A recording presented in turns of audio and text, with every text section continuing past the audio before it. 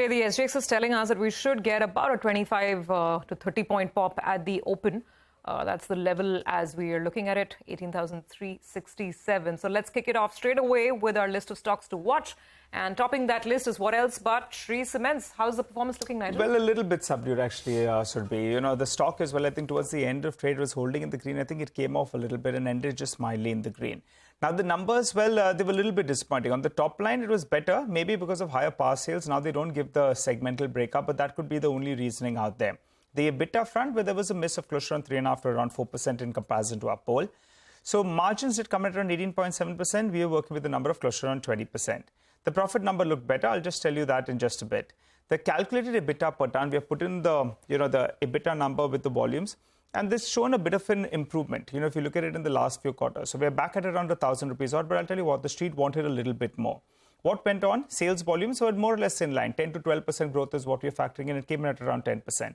The problem is power and fuel costs as well as freight and forwarding costs. On a year-on-year basis, they were higher. The problem is even on a sequential basis, it's higher. So were they sitting on some high-cost inventory? That could have been the problem that played out. And the PAT number was better because of a tax credit. Otherwise, that as well would be a miss. Now, with these sort of valuations, when it's a miss, it's a little bit disappointing. But we'll be joined by the management of Shree Cement later on the show at 9:30 a.m. And I'll tell you what, you don't want to miss this conversation. Mr. Neeraj Akuri, the MD of Shree Cement, will be speaking to us. All right, that's a keenly awaited conversation. We're looking forward to Shree Cement's management. Well, BPCL reported numbers, the last of the three oil marketing companies to report. Sonal has got details on how they performed. Sonal.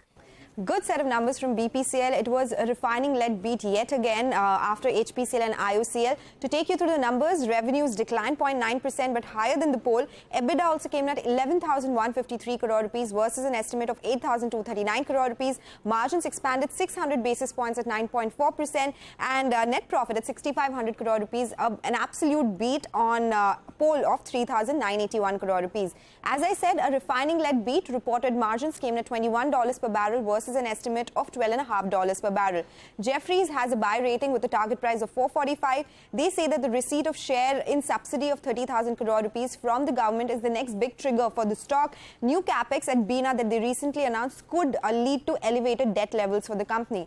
Investec has a hold call, but they have raised the target price to 375 from 320 rupees per share. They have increased the EPS estimates as well for the next two financial years by 10 to 11%. Now, just doing a comparison between the three oil marketing companies, it's BPCL, which is the highest GRMs in the three at $21 per barrel, followed by IOC at $16 and HPCL at $14. So BPCL definitely stands out in the refining performance as well. Okay, good going there. Thanks a lot for that, Sonal. Well, Vedanta, it's more of a dividend play, and they've done it yet again. So they've approved the first interim dividend of 18 rupees 50 paise. The total outflow will be around 6,900 crores. The promoter entity, well, they have close to 68.1% stake. Remember, they trimmed off a little bit position in the last quarter itself. So they'll be getting bulk of that, close to 4,700 crores odd. Now, as of the 31st of March, going by their press release, the net debt is close to 45,000 crores. They're sitting on some cash, right? So that's where the gross minus the cash, you got the net debt in there. And the net debt to EBITDA is around 1.3 times. This is from their presentation itself. So in all probability to, pay out this dividend, maybe we'll see the debt number continue to remain elevated. And how does this help? Well, the promoter entity is struggling with regard to paying, honoring some of their debt payments. So they'll be getting closer on this $700 million odd, which will fulfill that. So that overhang goes out of the way. Good news coming in. You get dividend, and the promoter as well gets some bit of breathing space. So positive breathing. Okay, so Vedanta perhaps on the positive side as the day starts off. Let's now look at PB Fintech, and Surbhi has the details on this one. Surbhi, at least at some adjusted EBITDA level, there is a profit, right? Thanks so much for that. So PB Fintech reported a very strong set of numbers. For the first time, and as guided previously, they reported an adjusted EBITDA profit of 28 crores versus a loss of 80 crores. Their revenues grew by 61% and their net loss was just 9 crores in Q4 versus 220 crores same time last year. In their existing business, which is Policy Bazaar and Paisa Bazaar, the revenue was up 31% and the adjusted EBITDA was up nearly 6.5 times to 64 crores. In their new initiatives business, business, which is the point of sales person, the UAE business and the corporate business, they scaled up their revenues by 137% and the losses have reduced to 36 crores versus a loss of 90 crores. Now management expects the new initiatives business to be contribution positive in the next few quarters, and also overall they are hopeful that the company will be PAT positive by FY24. Okay, so some of these new age companies reporting numbers over the last few days. Now, more companies, this time from the old economy. Finolex Industries, SJVN, HEG, Astra, Sonal has got that list. Sonal, back to you. So 3 of them on results and 1 on news update. Let me start with Finolex Industries. Weak set, revenues declined 28%, EBITDA was down 18% after some income adjustments as well. Profits declined 68% for the company to come at 159 crore rupees. Margins expanded, but that's an arithmetic adjustment that we've seen there.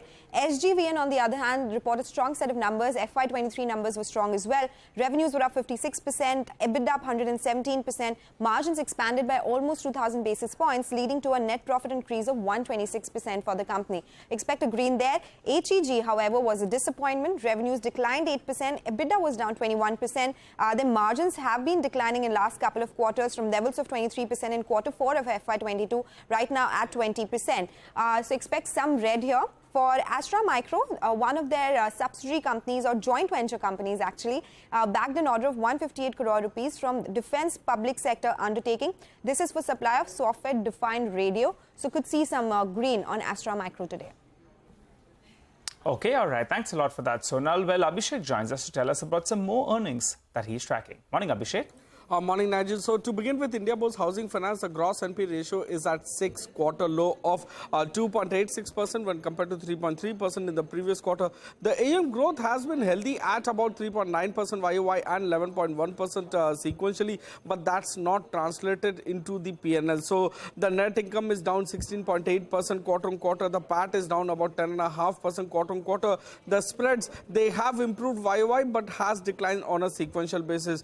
Fusion MFI, now healthy AUM growth and net interest margin expansion actually aids the earnings momentum this time around. Disbursals are up 17.7% YOY and about 8.5% sequentially. The AUM growth is robust at 37% YOY and about 7.5% sequentially.